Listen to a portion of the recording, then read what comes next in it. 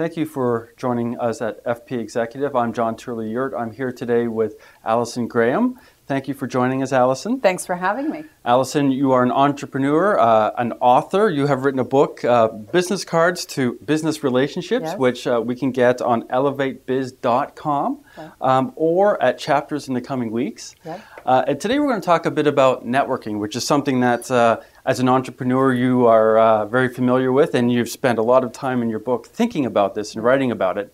There's a lot of people who are finishing business school or, for example, who are thinking of new careers in this particular economy and have to think about, well, how do I start to build a new network that I can use to help find a new career?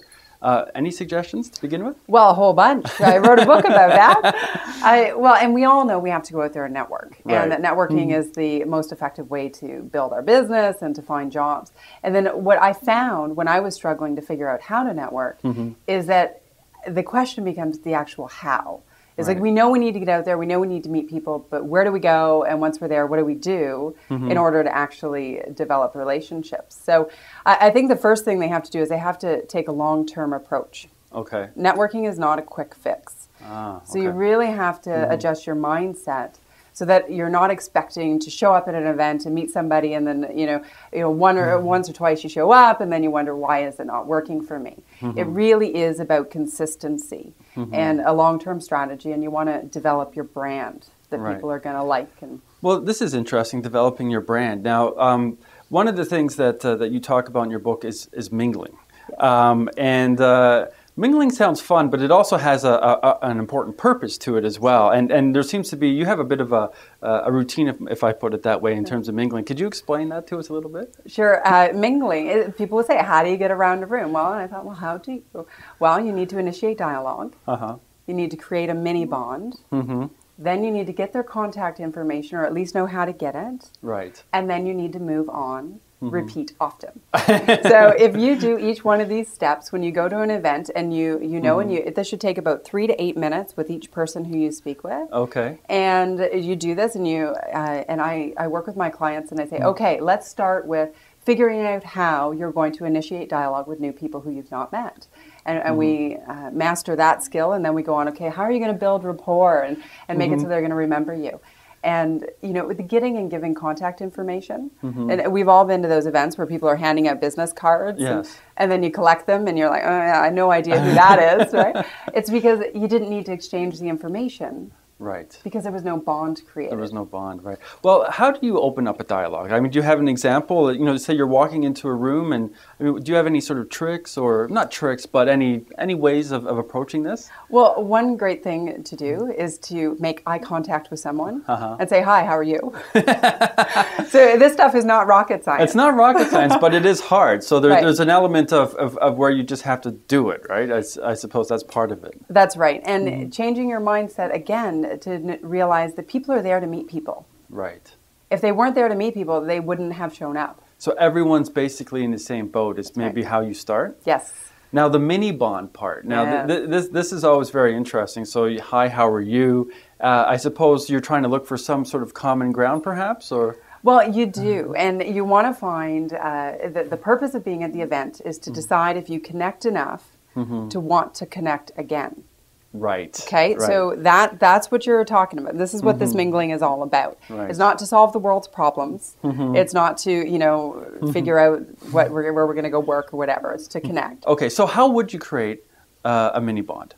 Well, the first thing, you want to be sure that you're totally present in the moment. Okay. A lot of times at mingling functions, because there's so much going on around us, we don't actually focus on the people who we're talking with. Oh, right. You've had the person... You have to be present. Absolutely. and engaged with the person who you're speaking with. Because we've all had that insulting moment when somebody's pretending to talk to you, but they're looking over their shoulder to figure out who else is coming. Yes, that's terrible. It is terrible. I think another thing to do is to be sure, like even in terms of body language, right. we can make ourselves approachable or not approachable. So you would be square on the person and looking directly at them. You wouldn't be doing that sort of thing where you're looking at who just entered the room, and meanwhile you're talking and the That's person's right. not Nobody cares. And it's important too that to think 30 seconds of engaged, this is all about us dialogue, right, is more important than 10 minutes of fake banter. Right. So is there, for example, an open after "Hi, how are you"? Right. It's sort of. I mean, the standard question is, what do you do?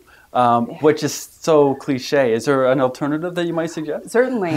What's your connection to the event? Okay, right. If you've just been introduced by somebody else, how do you two know each other? Right. Like, I love to find the pieces of the puzzle that mix everybody together and mix and mingle. So what I suggest to people is to find your 5 favorite topics. Right. And the 5 favorite things that you really love to talk about.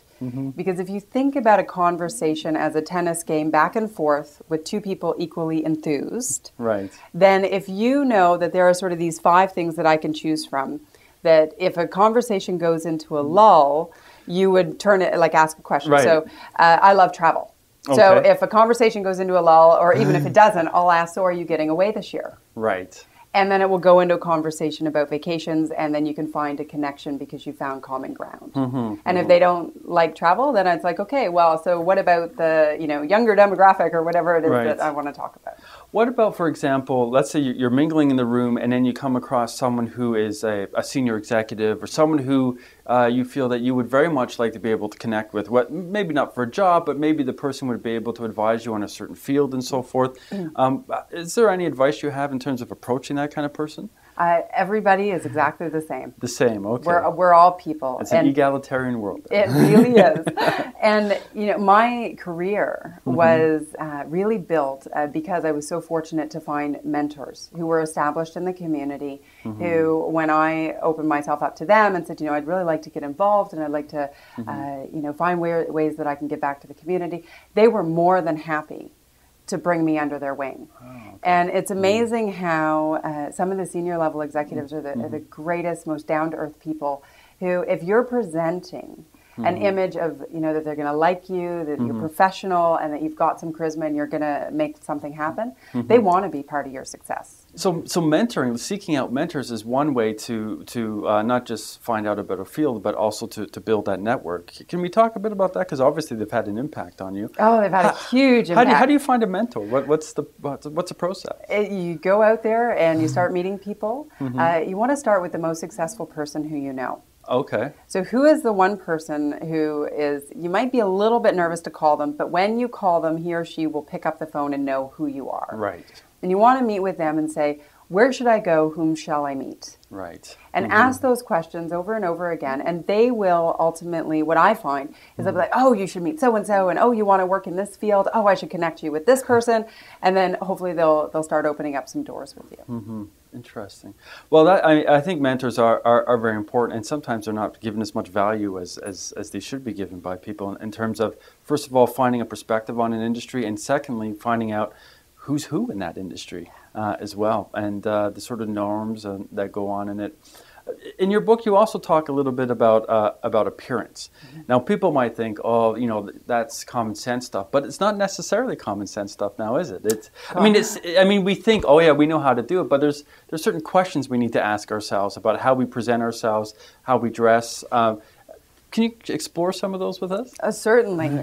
It's amazing because I think people don't put enough value on how they're presenting themselves and really crafting that. So my rule of thumb is that when you walk into an event, that is the last time you should actually be thinking about yourself. Okay. Everything about your personal brand and how you're presenting yourself should be done earlier, so before the event.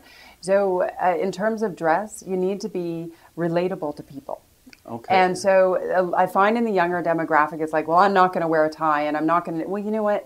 The people who are making the decisions still in this world, they judge on that. Right. Because, however, every time that you interact with someone, whether you're standing in a Tim Hortons line, or should I say Tim Hortons? If you're standing in a coffee shop line, or if you're at an event, or if you're in a business meeting, each and every interaction you have with a person will either add to, subtract from, or reinforce the opinion that person has of you.